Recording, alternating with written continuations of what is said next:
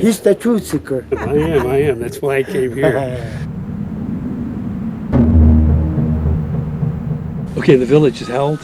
From my understanding, Oraibi dates back way into the 500 BC.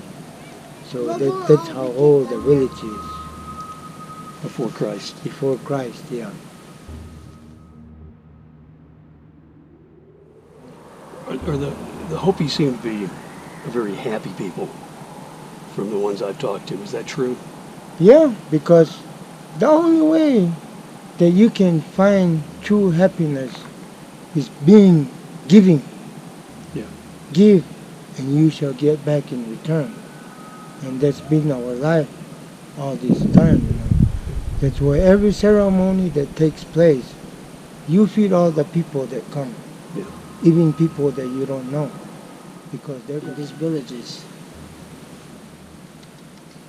unexplainable to other people. What we were taught is live the Hopi way. Yeah. And you were born here, right? Yes, we were born, raised here. Yeah. And you too? yes, Okay. yes. But within that, see, there's numbers that fit in there. So don't mess with those numbers because they're magical and they tell you a lot, And 7 is one of them. 7 is the most magical you can be. Tell me about 7. 7, they say, we're going to go through 7 consecutive worlds, right? Then everything goes by 7. 7, 14, 21. Okay. Within those, there's 2 more that fit right in there, and that's number 16 and the number 20. Well, from what I understand, 4 is another one, magical number. See, from the beginning there was only 1. Then he got 4 disciples. Those 4, they got 4 disciples of their own, so that made 16. And so forth. It just keeps on going. And what are the 7 stages? The 7 stages of life, from here to here. Okay, from baby From baby to adult. to death. Till death, yeah. And we have to go through those successive worlds in order to attain that higher knowledge Yeah. that's been given to us, but which nobody understands, Yeah. except the true Hopi, who they say. They had the knowledge. Yeah. It was given to them from the beginning, and they will carry it out to the end. Yeah. And that life has been laid for the Hopi since immemorial time immemorial. How would you explain the Hopi way of life? They say the Hopi way of life, makson. We have to go through all these trials and tribulations in order to understand who we are, because that was already laid down for us. So we're going to have to go through that over and over, just like from trial and error. Learn from your mistakes so you don't have to go through that again. And that's what Hopi life is about. You have to learn from your mistakes so you don't go through it again and you don't bump heads or anything. But what they tell us, lolma katit haknakse kahitang hiniu mangwen, meaning that if you live a good life, you won't be going through all these trials and tribulations. You have a good life, you have a straight path. But if you deviate from that, you're going to run into things like this. Yeah. What's some of the differences between the generations, the older and the younger Hopi, from your perspective? In my perspective of this generation, we are losing a lot of culture, a lot of time. Time is speeding up. So right now, we have to live. We are living the simple way, but one of the things is technology. taking over. Alcoholism is one of the main factors in many tribes, many around the U.S. Tribes out there have lost a lot of their ways, but we are one of the strongest living. We come from a place called Odaivi, and Odaivi is a simple village where everybody in Hopi, which migrated from, and we will keep it this way as long as we can. So, in the village, you don't have running water? No. It was already told to us. Do not rip Mother Earth open just to lay your pipeline. And do not put these wires across your yard because they bring something down on you, which is radiation. All these that have been foretold to us, they say leave it. Live the simple good life and you will go a long way. Yeah. If you turn to this, your life will be cut short because you're trying to, I guess, live somebody else's life. See, Confusing. this wasn't ours in the beginning. So Yeah. just keep it simple like that and you'll go a long way. Don't mess anything up. No. And respect the earth. Respect Mother Earth. your That's way. who we call our mother. She provides for us. We should take care of her. Yeah. And vice versa. So that's what we've been taught. Respect your mother. Yeah. Well, tell me a little bit more about your understanding of the Hopi history. Well, what I understand from my grandfather, they say, take care of your kids. Take care of your family. They come first. Then you can go out in the field and see what we consider our field. They are our children. When you put something in the ground, they belong to you. They become a part of you. So that's what they say. Take care of your children. And that's what we do. We take care of the children within the fields, within the village. That's the only way that we can be strong, because we understand each other. You're too tall, I'm too short. That's what Hopi is. We're short people. You were saying Hopi are short people. They were known to be really small. Smaller Back in the and day. shorter than I was. And all this height that came, it came from intermarriage with other tribes, with our ethnics. You know. Yeah. That's where it comes from. But in the beginning, Hopi was the shortest people that you will find. The houses, they only stood that tall, like maybe between 5 and 6 feet tall. So you can understand how short they were. And, yeah. And you go by Bill, right? Or you go by, Whatever. Yeah.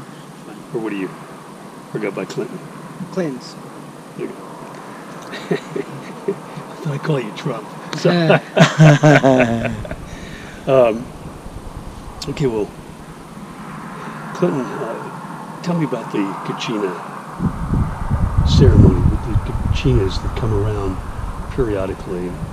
You were telling me it's sort of like Christmas to the kids. Well, in Hopi, it's unspoken of.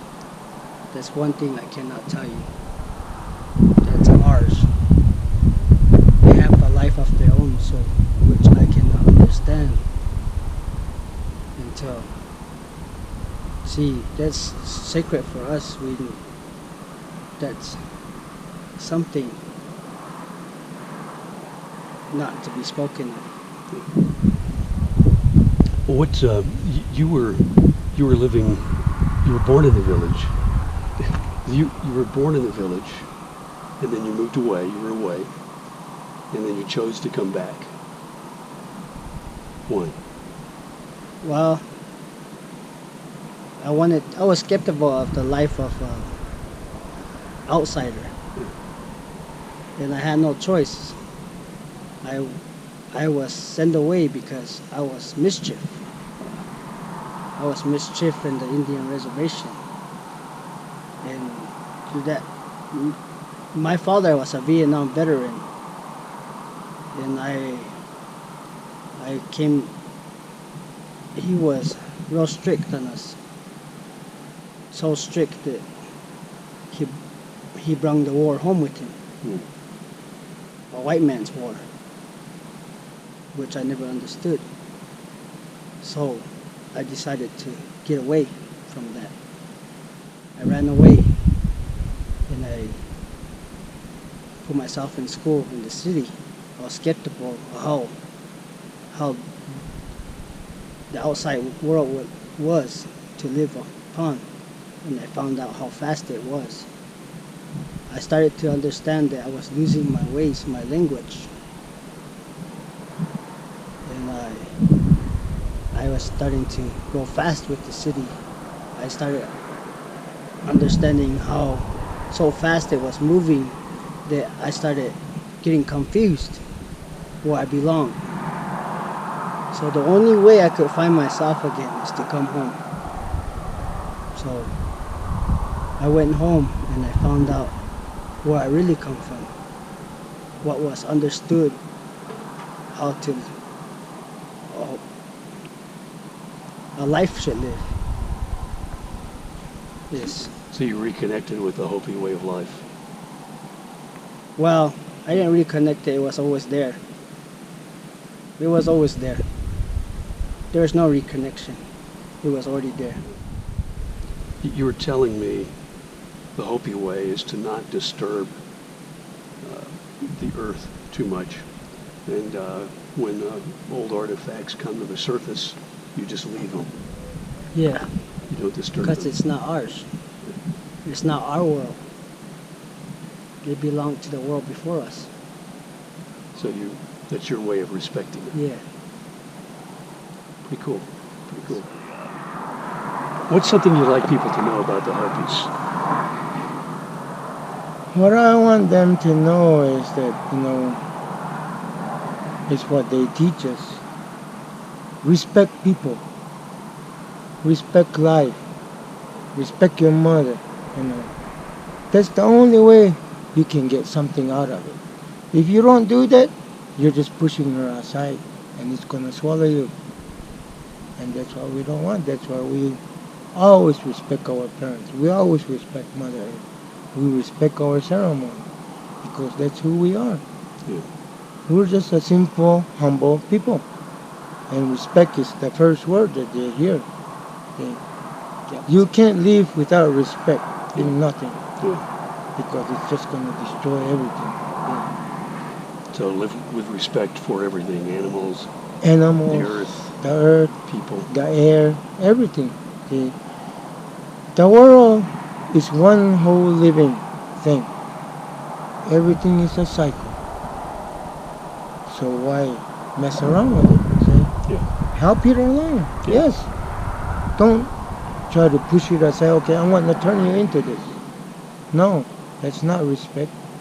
That's trying to be who we're not supposed to be. And, being a judge of man is a harsh life. You can never be a judge of man. Why? Because you're not there. The only judge that we have is the person who let us live in his world. And that is Masa. So he's the only judge for us. But being with the white man, they think they know everything. But no, that's not how it falls.